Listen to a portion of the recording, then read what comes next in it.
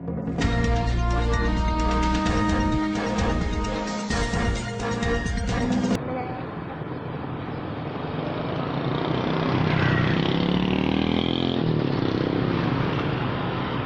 pagi sahabat seribuku.com. Pagi ini kami dari Kabupaten Lahat mengabarkan bahwasannya di sepanjang Jalan Kolonel Berlian atau tepatnya di rumah dinas Bupati Kabupaten Lahat tampak berjejer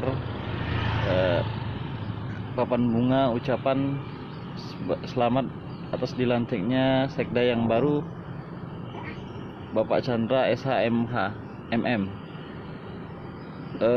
Papan-papan bunga ini seperti menegaskan teka-teki yang selama ini menjadi pertanyaan, siapakah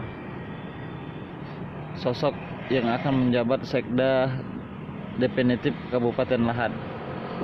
Sebagaimana kita ketahui bahwasannya selama ini jabatan Sekda Kabupaten Lahat itu dipegang atau dijabat oleh Bapak Deswan Irsad sebagai pelaksana tugas Sekda Lahat.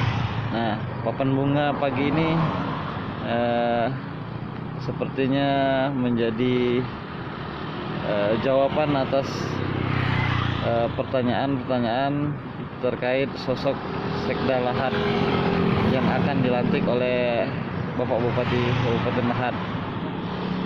Sebelumnya ada 3 nama yang mengikuti seleksi untuk jabatan Sekda ini, yaitu Bapak Chandra SHMM, kemudian Bapak Deswan Irsad yang sebelumnya menjabat PLT Sekda Lahat, kemudian ada nama Bapak Fikriansa yang sebelumnya menjabat Kepala Dinas Perindustrian dan Perdagangan. Nah, kita lihat sejumlah karangan bunga ini mulai memadati sepanjang jalan.